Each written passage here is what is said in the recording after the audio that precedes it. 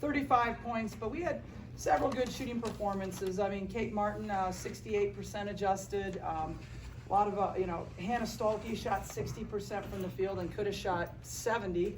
She missed too many bunnies.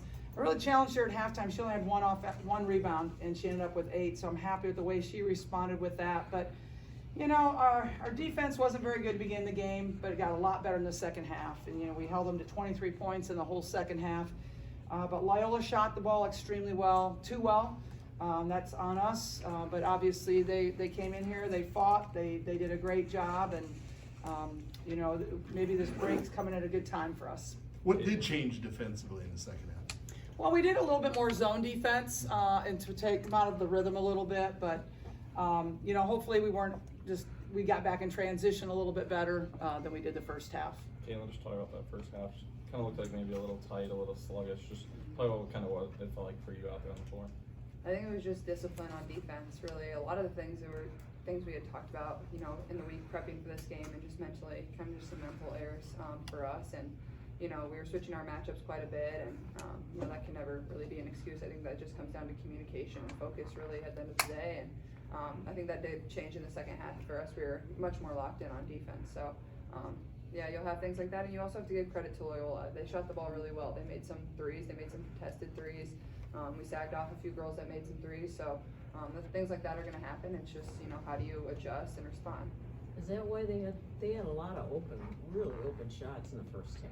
I mean, were you consciously going to sag off certain kids? One person, one time, and then it was off after that. So just not getting the job done defensively.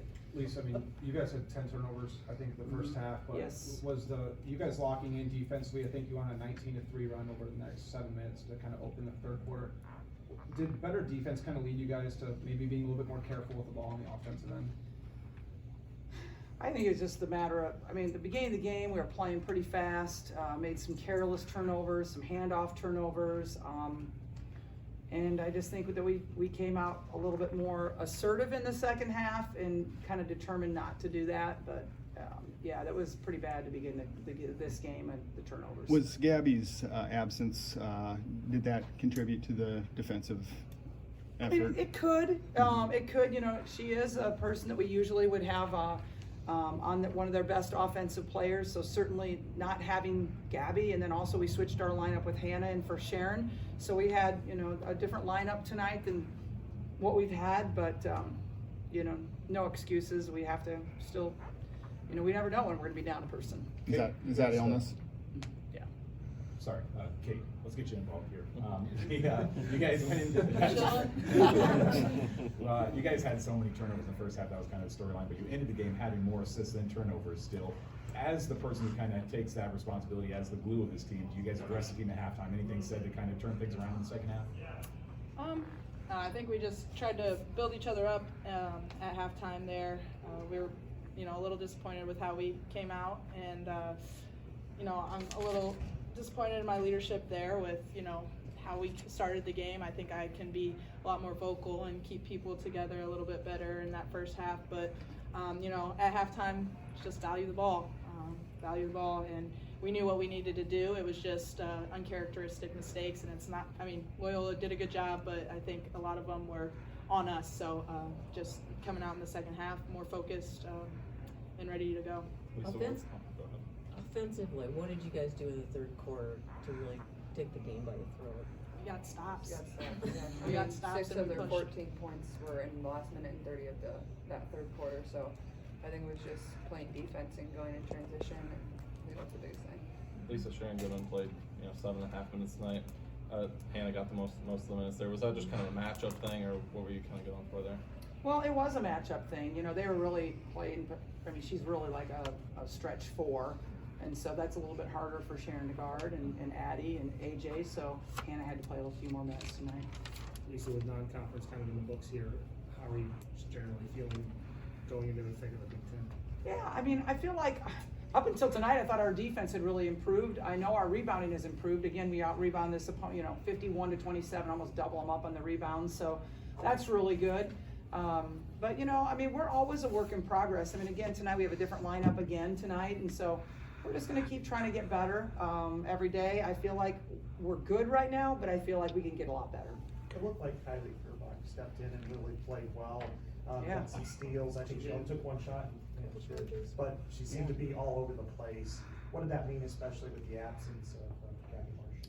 Yeah, Kylie can play defense pretty well, and she did take a couple charges tonight, which was good. And you're right, her plus minus is very, very good, which shows her defensive effort as well as her offense. So she was perfect from the line. We need Kylie, we need Sid, we need all those guys to continue playing well like they are. And I thought Kylie came in and did some good things. Caitlin, for every game you go and sign the autographs, and I'm sure fans always appreciate that, but you don't maybe get as many moments as when you walked up to that girl and you gave her the shoes. And I had a chance to see her face, and it just lit up like few that I've seen when you go and do those autograph sessions after the game. What's that mean for you, just to know that you really made that girl's year, probably? Yeah, I think it's really cool, and I wish I could make time for every single kid that's standing there screaming my name. I really do, and I just don't have the time. Obviously, we have meetings afterwards, so it's really cool. I mean, if I can make somebody's year or month or second, I really want to be able to try to do that, even if it's a couple autographs. So hopefully she cherishes those shoes and puts them up on a shelf somewhere and loves them. So yeah. Caitlin, I actually got the chance I ran into her going to the press conference. She was telling me it was her first Iowa game ever, and she actually went as you for Halloween. Oh, no way, that's cute. So when you kind of hear stuff like that, and you kind of think about that, how kind of crazy is that? It's really cool, and she had my jersey on also, so that was really special. And I think my mom went up to her too, and I don't even think she plays basketball. I think she's like a softball player, but she just loves Iowa women's basketball, and I think that just shows like how far our impact reaches. Like, people just love our team. They love the role models we have on this team. They're, just attracted to the way we play a competitive sport and the team aspect of sport. And I think that's the coolest thing. And that's cool that it was her first ever Iowa basketball game. I'm sure she'll want to come back for a lot more now. We can't promise shoes every time, though, sweetheart. What's the brand? I mean, obviously Nike, but what's the name? Reverse Grinches, Kobe's reverse Grinches. Okay. So like Size? those green ones I wear, but in reverse. Size? So red and green. 9.5 men. Caitlin, if You had to wait a little bit, maybe longer than you hoped to get that last assist. Just were you getting a little anxious there, and then I guess your feelings on the other triple? No, not really. I mean, I knew we were gonna make some bunnies. I feel all around there was all of us missed a few bunnies that we would have made tonight, and sometimes that just happens. But as the season goes on, you'll kind of progress. And like Coach Bluder said, Hannah's still coming back from injury, and just kind of getting her feet under her touchback. But no, I mean, 10 assists is all because of my teammates, so I'm just thankful for them, and Coach Bluder let me have the opportunity to get it. So it's always cool when you get one of those. Caitlin, It seems like Molly gets a bad call here and there, and she kind of gets frustrated. Is there anything you talked to her about? I think Try to just lift her spirits? encouragement. I think Molly's one that's actually very steady for our team. I think she's one that's always very level-headed. She's in her 5th year and really understands the game well. I think her basketball IQ is through the roof. It's just almost getting her to believe in herself and instilling confidence in her. I think that's what all of us try to do, is let her know how much all of us believe in her, and so she can believe in herself and continue to contribute to our team. At least we've talked about Sid's rebounding a lot this season. 6 of her 7 rebounds came on the offensive end, and I just talk about how important it is that you can rely on someone, not the tallest player on the floor, but just rely on someone to do that for you guys.